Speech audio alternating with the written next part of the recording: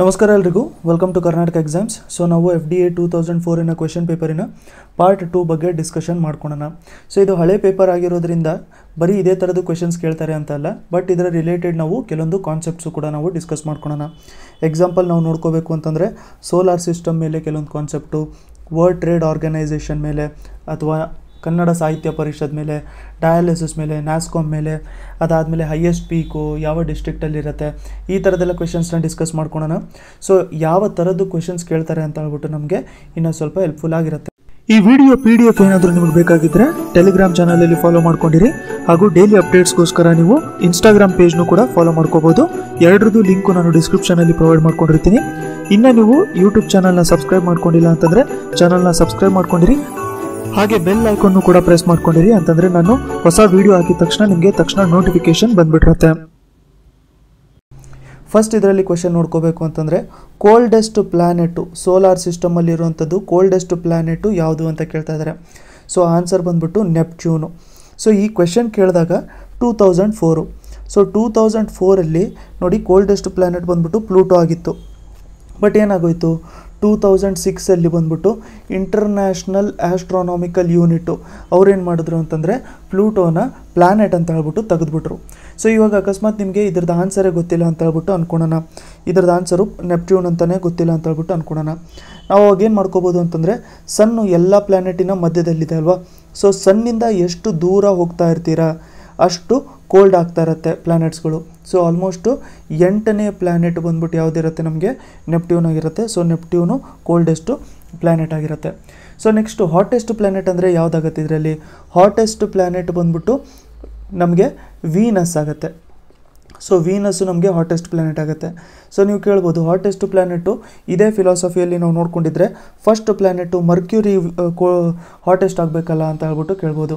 ಆದರೆ ಮರ್ಕ್ಯೂರಿ ಯಾಕೆ ಹಾಟೆಸ್ಟ್ ಅಲ್ಲ, ಅದು ಯಾಕೆ ಅಂತಂದರೆ ಮರ್ಕ್ಯೂರಿಯಲ್ಲಿ ಅಟ್ಮಾಸ್ಫಿಯರ್ ಇಲ್ಲ, ಆಯಿತಾ. ಸೊ ಮರ್ಕ್ಯೂರಿಯಲ್ಲಿ ಅಟ್ಮಾಸ್ಫಿಯರ್ ಇಲ್ಲ, ವೀನಸಲ್ಲಿ ಅಟ್ಮಾಸ್ಫಿಯರ್ ಇರೋದ್ರಿಂದ ಅದು ಹೀಟ್ನ ಅಬ್ಸರ್ವ್ ಮಾಡ್ಕೊಂಡು ಇಟ್ಕೊಂಡ್ಬಿಟ್ಟಿರುತ್ತೆ. ಅದಕ್ಕೋಸ್ಕರ ಅದರಲ್ಲಿ ಅಟ್ಮಾಸ್ಫಿಯರು ಇದೆ ಮತ್ತು ಅದು ಕ್ಲೋಸರು ಇದೆ, ಸನ್ನಿಗೆ ಹತ್ರನೂ ಕೂಡ ಇದೆ ಅದಕ್ಕೋಸ್ಕರ ಅದು ಹಾಟೆಸ್ಟ್ ಪ್ಲ್ಯಾನೆಟ್ ಆಗಿರುತ್ತೆ. ಸೊ ಟೋಟಲಿ ಇವಾಗ ನಾವು ನೋಡ್ಕೋಬೇಕು ಅಂತಂದರೆ ಸೋಲಾರ್ ಸಿಸ್ಟಮಲ್ಲಿ ಎಷ್ಟು 8 ಪ್ಲ್ಯಾನೆಟ್ಗಳಿದ್ದಾವೆ. So solar ಸಿಸ್ಟಮಲ್ಲಿ 8 ಪ್ಲ್ಯಾನೆಟ್ಗಳಿದ್ದಾವೆ. 2006 ನಮಗೆ ಇಂಟರ್ನ್ಯಾಷನಲ್ ಆಸ್ಟ್ರಾನಾಮಿಕಲ್ ಯೂನಿಟ್ಟು ಪ್ಲೂಟೋನ ಪ್ಲ್ಯಾನೆಟ್ ಅಂತ ಹೇಳ್ಬಿಟ್ಟು ತೆಗೆದುಬಿಟ್ಟಿತ್ತು. ಅದಾದಮೇಲೆ ಒಂದು ಪ್ಲ್ಯಾನೆಟ್ ಆಗಬೇಕು ಅಂತಂದರೆ ಕ್ರೈಟೀರಿಯಾ ಅಥವಾ ಕಂಡೀಷನ್ಸ್ ಏನೇನಿರುತ್ತೆ ಅಂತ ನೋಡೋಣ. ಫಸ್ಟ್ ಒಂದು ಬಂದ್ಬಿಟ್ಟು ಆರ್ಬಿಟ್ ಮಾಡಬೇಕು ಸನ್ ಅರೌಂಡು, ಅಂತಂದರೆ ಸನ್ ಸುತ್ತಾನೇ ತಿರುಗ್ತಾ ಇರಬೇಕು ಅದು ಅಂತ ಹೇಳ್ಬಿಟ್ಟು, ಆಯಿತಾ. ಆರ್ಬಿಟ್ ಮಾಡಬೇಕು, ಸನ್ ಸುತ್ತ ಆರ್ಬಿಟ್ ಮಾಡ್ತಾ ಇರಬೇಕು, ತಿರುಗ್ತಾ ಇರಬೇಕು ಅದು ಅಂತ. ನೆಕ್ಸ್ಟು ರೌಂಡ್ ಶೇಪ್ ಇರಬೇಕು, ನಿಯರ್ಲಿ ರೌಂಡ್ ಶೇಪ್ ಇರಬೇಕು ಗ್ರಾವಿಟೇಷನಿಂದ ಇದು.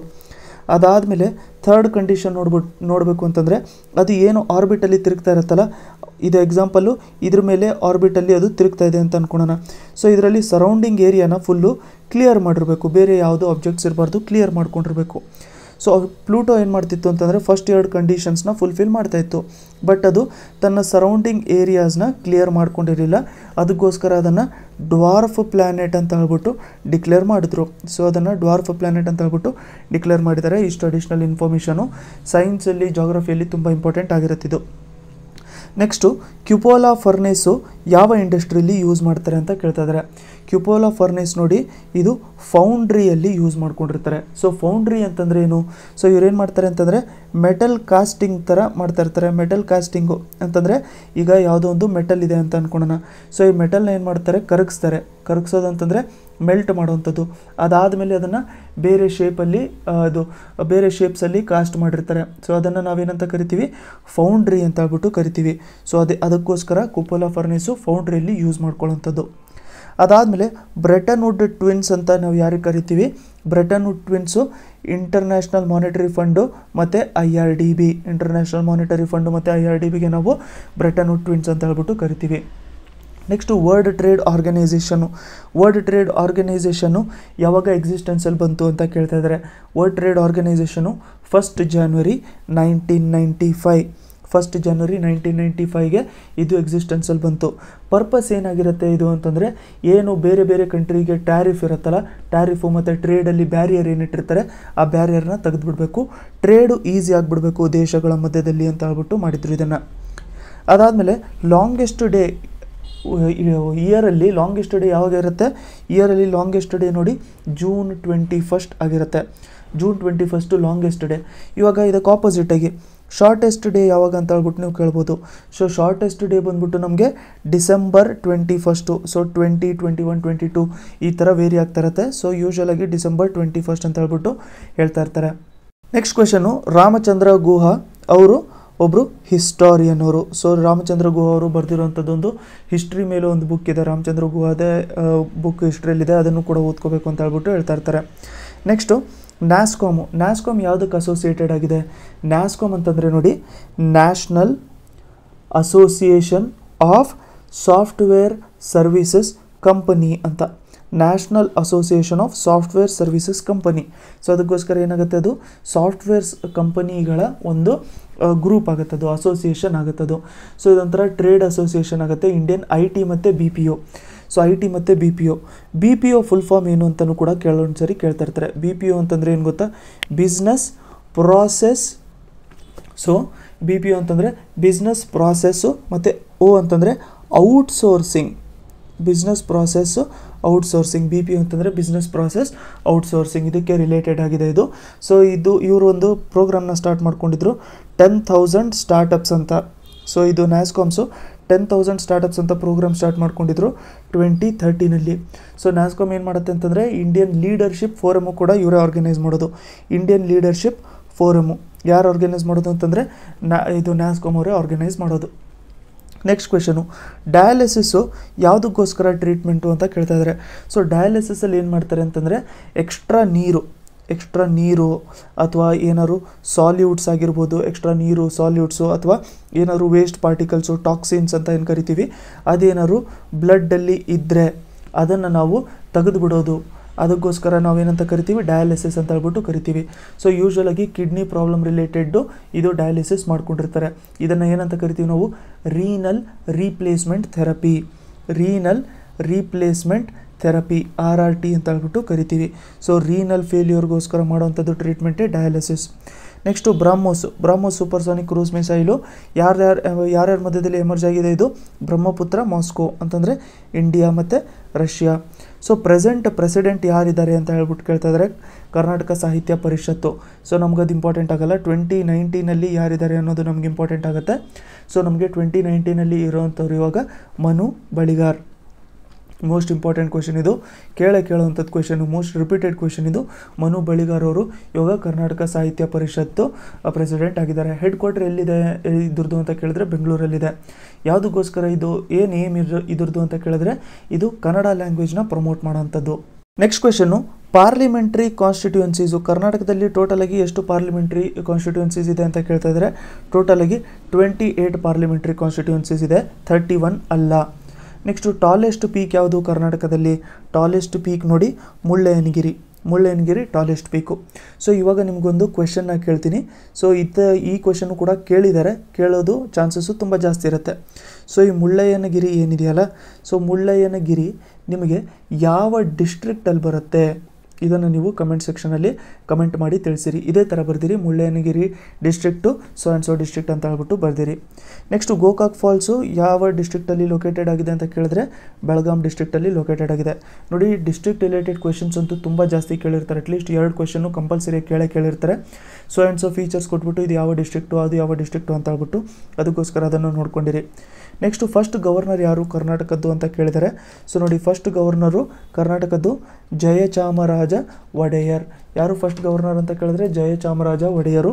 ಸೊ ಇವರು ನಮಗೆ 1 ನವಂಬರ್ 1957 ಹಿಡಿದ್ಬಿಟ್ಟು 4 ಮೇ 1963ವರೆಗೂ ಇವರ ಗವರ್ನರ್ ಆಗಿದ್ದರು. ಇವರು ಫಸ್ಟ್ ಗವರ್ನರು. ಕ್ರಿಸಿಲ್ ಏನು ಅಂತ ಕೇಳ್ತಾ ಇದ್ದಾರೆ. ಕ್ರಿಸಿಲ್ ನೋಡಿ ಫುಲ್ ಫಾರ್ಮ್ ನೋಡ್ಕೊಂಬಿಡೋಣ ನಾವು ಒಂದ್ಸರಿ. ಕ್ರಿಸಿಲ್ ಅಂತಂದರೆ credit rating info services India limited. Credit rating info services India limited ಅಂತ. ಸೊ ಕ್ರೆಡಿಟ್ ರೇಟಿಂಗ್ ಏಜೆನ್ಸಿನೇ ಆಗಿರುತ್ತಲ್ವ. ಸೊ ಅದಕ್ಕೋಸ್ಕರ ಮೋಸ್ಟ್ ಆಫ್ ದ ಇದೇನು ಫುಲ್ ಫಾರ್ಮ್ಸ್ ಇರುತ್ತಲ್ಲ ಅದನ್ನು ನಾವು ತಿಳ್ಕೊಂಬಿಟ್ರೆ, ಏಜೆನ್ಸೀಸು ಆರ್ಗನೈಸೇಷನ್ಸು ಫುಲ್ ಫಾರ್ಮ್ನ ನಾವು ತಿಳ್ಕೊಂಬಿಟ್ರೆ ಅದನ್ನೇ ಕ್ವೆಶನ್ ಆಗಿ ಕೇಳ್ಕೊಂಬಿಟ್ಟಿರ್ತಾರೆ. ನೆಕ್ಸ್ಟ್ ನೋಡ್ಕೊಳ್ಳೋಣ ಸಿಂಪ್ಯೂಟರು ಯಾವ ದೇಶದ ಸೈಂಟಿಸ್ಟು ಇನೋವೇಟ್ ಮಾಡಿರೋವಂಥದ್ದು ಅಂತ ಕೇಳಿದರೆ ಸಿಂಪ್ಯೂಟರ್ ನೋಡಿ ಇಂಡಿಯನ್ ಸೈಂಟಿಸ್ಟು ಇನೋವೇಟ್ ಮಾಡಿರೋವಂಥದ್ದು. ಸೊ ಇವಾಗ ಸಿಂಪ್ಯೂಟರ್ ಅಂತ ಹೇಳಿದ ತಕ್ಷಣ ನಮಗೇನಾಗುತ್ತೆ, ಸೂಪರ್ ಕಂಪ್ಯೂಟರು ಇಂಡಿಯಾದಲ್ಲಿ ಇರುವಂಥದ್ದು ಇಂಪಾರ್ಟೆಂಟು. ಸೊ ಸೂಪರ್ ಕಂಪ್ಯೂಟರ್ಗಳು ಇಂಪಾರ್ಟೆಂಟು, ಅವುಗಳ ಲಿಸ್ಟ್ನ ನಾವು ಒಂದ್ಸರಿ ನೋಡ್ಕೊಂಡಿರಬೇಕು. ಕರೆಂಟ್ ಅಫೇರ್ಸ್ ಇದ್ರ ರಿಲೇಟೆಡ್ ನಾವು ನೋಡಿಕೊಂಡ್ರೆ ರೀಸೆಂಟಾಗಿ ಪ್ರೈಮ್ ಮಿನಿಸ್ಟರ್ ನರೇಂದ್ರ ಮೋದಿಯವರು ಒಂದು ಸೂಪರ್ ಕಂಪ್ಯೂಟರ್ನ ಇವರು ಲಾಂಚ್ ಮಾಡಿದ್ರು IIT BHU ಅಲ್ಲಿ. ಸೊ IIT BHU ಅಂತಂದರೆ ಏನು, ನಮಗೆ ಬನಾರಸ್ ಹಿಂದೂ ಯೂನಿವರ್ಸಿಟಿ. ಅದರ ಹೆಸರು ಏನು ಅಂತ ಕೇಳ್ತಾರೆ, ಯಾಕಂದರೆ 2019 ಕರೆಂಟ್ ಅಫೇರ್ಸಲ್ಲಿ ಇಂಪಾರ್ಟೆಂಟು. ಅದರ ಹೆಸರು ನೋಡಿ ಪರಂ ಶಿವಾಯ್, ಆಯಿತಾ. ಸೊ ಅದರ ಹೆಸರು ಬಂದ್ಬಿಟ್ಟು ಪರಂ ಶಿವಾಯ್, ಇದು ಇಂಪಾರ್ಟೆಂಟ್ ಆಗಿರುತ್ತೆ. ಇದನ್ನು ಬಿಟ್ಬಿಟ್ಟು ಸೂಪರ್ ಕಂಪ್ಯೂಟರ್ ಬಗ್ಗೆ ಏನು ಕೇಳ್ಬೋದು ಅಂತಂದರೆ, ಫಸ್ಟ್ ಸೂಪರ್ ಕಂಪ್ಯೂಟರ್ ಯಾವುದು ಇಂಡಿಯಾದು ಅಂತ ಕೇಳ್ತಾರೆ. ಫಸ್ಟ್ ಸೂಪರ್ ಕಂಪ್ಯೂಟರ್ ಬಂದ್ಬಿಟ್ಟು ಪರಂ 8000 ಅಂತ ಹೇಳ್ಬಿಟ್ಟು ಇದನ್ನು ಲಾಂಚ್ ಮಾಡಿದ್ದು 1991ನಲ್ಲಿ ಇದನ್ನು ಲಾಂಚ್ ಮಾಡಿದ್ರು. ಅದನ್ನು ಬಿಟ್ಬಿಟ್ಟು ಇವಾಗಿರೋವಂಥದ್ದು ಸೂಪರ್ ಕಂಪ್ಯೂಟರ್ ನಾವು ನೋಡ್ಕೋಬೇಕು ಅಂತಂದರೆ ಪ್ರತ್ಯೂಷ್. ಸೊ ಪ್ರತ್ಯೂಷಲ್ಲಿದೆ ಇಂಡಿಯನ್ ಇನ್ಸ್ಟಿಟ್ಯೂಟ್ ಆಫ್ ಟ್ರಾಪಿಕಲ್ ಮೆಟ್ರಾಲಜಿಯಲ್ಲಿ ಪ್ರತ್ಯೂಷ್ ನಮಗೆ ಸೂಪರ್ ಕಂಪ್ಯೂಟರ್ ಇದೆ. ಅದು ಬಿಟ್ಟರೆ ನಮಗೆ ಮಿಹಿರ್ ಅಂತ ಒಂದು ಸೂಪರ್ ಕಂಪ್ಯೂಟರ್ ಇದೆ. ಇದೆಲ್ಲಿದೆ ಅಂತಂದರೆ national centre for medium range weather ಫೋರ್ಕಾಸ್ಟಿಂಗಲ್ಲಿದೆ. ಅದಾದಮೇಲೆ ಇನ್ನೊಂದು ಸೂಪರ್ ಕಂಪ್ಯೂಟರ್ ಇದೆ SCRC ಕ್ರೇ ಅಂತ, ಇದು IISc ಬೆಂಗಳೂರಲ್ಲಿದೆ. ಸೊ ಇಷ್ಟು ಸೂಪರ್ ಕಂಪ್ಯೂಟರ್ಗಳ ಹೆಸರನ್ನ ನೆನ್ಪಿಟ್ಕೊಂಡಿರಿ. ಎಸ್ಪೆಷಲಿ ಪರಂ ಶಿವಾಯ್ ಈ ಹೆಸರನ್ನ ನೆನ್ಪಿಟ್ಕೊಂಡಿರಿ, ಯಾಕಂತಂದರೆ ಇದು ಕರೆಂಟ್ ಅಫೇರ್ಸಲ್ಲಿ ಇದೆ. Next department of post has divided India into, department of post ಎಷ್ಟು ಕ್ಲಾಸಿಫಿಕೇಷನ್ ಮಾಡ್ಕೊಂಡಿದೆ ಇಂಡಿಯಾದಲ್ಲಿ ಅಂತ ಕೇಳ್ತಾ ಇದ್ದಾರೆ. ಆಫ್ ಟುಡೇ 9 ಝೋನ್ಸ್ ಇದ್ದಾವೆ, ಆಯಿತಾ. ಸೊ PIN ಅಂತ ಕರಿತೀವಿ ನಾವು ಅದನ್ನು, ಪೋಸ್ಟಲ್ ಇಂಡೆಕ್ಸ್ ನಂಬರ್ಸು.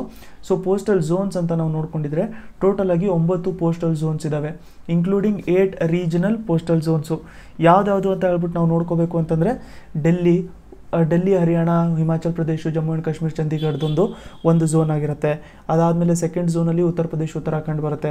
ಅದೇ ಥರದ್ದು ಟೋಟಲ್ ಆಗಿ 8 ಝೋನ್ಸ್ ಇದ್ದಾವೆ. 9ನೇ ಝೋನ್ ಬಂದ್ಬಿಟ್ಟು ಏನಿರುತ್ತೆ ಅಂತಂದರೆ ಆರ್ಮಿ ಪೋಸ್ಟ್ ಆಫೀಸ್ ಮತ್ತು ಫೀಲ್ಡ್ ಪೋಸ್ಟ್ ಆಫೀಸ್ ಅಂತ, ಸೊ ಟೋಟಲ್ ಆಗಿ ಸ್ಟೇಟ್ಸ್ಗಳಿಗೆ 8 ಝೋನ್ಸ್ ಇದ್ದಾವೆ. ಟೋಟಲ್ ಆಗಿ ಕಂಪೇರ್ ಮಾಡ್ಕೋಬೇಕು ಅಂತಂದರೆ 9 ಝೋನ್ಸ್ ಇದ್ದಾವೆ. 9ನೇ ಝೋನ್ ಬಂದ್ಬಿಟ್ಟು ಆರ್ಮಿ ಪೋಸ್ಟ್ ಆಫೀಸ್ ಅಂತ. ನೆಕ್ಸ್ಟ್ ಕ್ವೆಶನು, ಕಿವಿ ಯಾವ ದೇಶದ ನ್ಯಾಷನಲ್ ಬರ್ಡ್ ಅಂತ ಕೇಳ್ತಾ ಇದ್ದಾರೆ.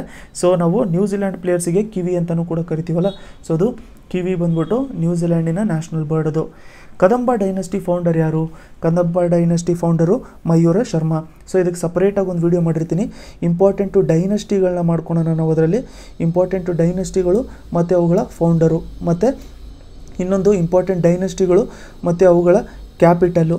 ಸೊ ಇವೆರಡೂ ಕೂಡ ಇಂಪಾರ್ಟೆಂಟ್ ಆಗಿರುತ್ತೆ. ಹಿಸ್ಟ್ರಿಯಲ್ಲಿ ಕೇಳಿರ್ತಾರೆ ಕ್ವೆಶನ್ನ, ಅದಕ್ಕೆ ಸಪ್ರೇಟ್ ವಿಡಿಯೋ ಮಾಡ್ಕೊಂಡಿರೋಣ. ತರಂಗ ಇದೊಂದು ಕನ್ನಡ ವೀಕ್ಲಿ, ಇದು ಯಾವ ಪ್ಲೇಸಿಂದ ಪಬ್ಲಿಷ್ ಮಾಡಿರ್ತಾರೆ ಅಂತ ಕೇಳ್ತಾ ಇದ್ದಾರೆ. ಸೊ ತರಂಗ ನೋಡಿ ನಮಗೆ ಮಣಿಪಾಲಿಂದ ಪಬ್ಲಿಷ್ ಮಾಡ್ತಾ ಇರ್ತಾರೆ. ಸೊ ನಾವು ಪಾರ್ಟ್ 2 ಅಲ್ಲಿ ಇವಾಗ ನಿಯರ್ಲಿ ನೆಕ್ಸ್ಟ್ 20 ಕ್ವೆಶನ್ಸ್ನ ಡೀಟೇಲಾಗಿ ಡಿಸ್ಕಷನ್ ಮಾಡ್ಕೊಂಡಿದ್ದೀವಿ. ನೆಕ್ಸ್ಟು ಪಾರ್ಟ್ 3, ಪಾರ್ಟ್ 4 ಅದೇ ಥರ ಕಂಟಿನ್ಯೂ ಮಾಡ್ಕೊಂಡು ಹೋಗೋಣ. 2004 ಕ್ವೆಶನ್ ಪೇಪರು ಹಳೇದು ಅಂತ ಹೇಳ್ಬಿಟ್ಟು ನೀವು ನೋಡ್ಕೋಬೇಡಿ. ನಾವು ಇದನ್ನು ಡಿಸ್ಕಸ್ ಯಾಕೆ ಮಾಡ್ಕೊತಾ ಇರೋದು ಅಂತಂದರೆ, ಈ ಥರ ಕ್ವೆಶನ್ಸ್ ಮುಂಚೆ ಕೇಳಿದ್ದಾರೆ, ಅದೇ ಥರದ್ದು ಸಿಮಿಲರ್ ಕ್ವೆಶನ್ಸು ನಮಗೆ ಯಾವ ಥರ ಕೇಳ್ಬೋದು ಅಂತ ಹೇಳ್ಬಿಟ್ಟು ನಾವು ಡಿಸ್ಕಸ್ ಮಾಡ್ಕೊಂಡಿರಬೇಕು. ಆವಾಗ ನಮಗೆ ಜಾಸ್ತಿ ಕವರ್ ಆಗಿಬಿಟ್ಟಿರುತ್ತೆ ಸಿಲೆಬಸ್ಸು. ಸೊ ವಿಡಿಯೋ ಇಷ್ಟ ಆಗಿದ್ದರೆ ಶೇರ್ ಮಾಡೋದನ್ನ ಮರೆಯೋಕ್ಕೆ ಹೋಗಬೇಡಿ. ಹಾಗೆ ಲೈಕ್ ಬಟನ್ನು ಕೂಡ ಪ್ರೆಸ್ ಮಾಡ್ಕೊಂಡ್ಬಿಟ್ಟಿರಿ. ಸೊ ನೆಕ್ಸ್ಟ್ ಲೆಸನಲ್ಲಿ ಮತ್ತೆ ಸಿಗೋಣ.